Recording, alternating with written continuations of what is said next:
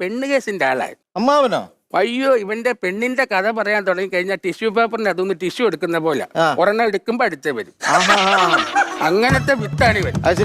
അപ്പൊ ഇവന് എന്റെ പൊന്നളിയ ഇവന്റെ പെണ്ണുകാരെ ഞാൻ പറഞ്ഞുതരാം.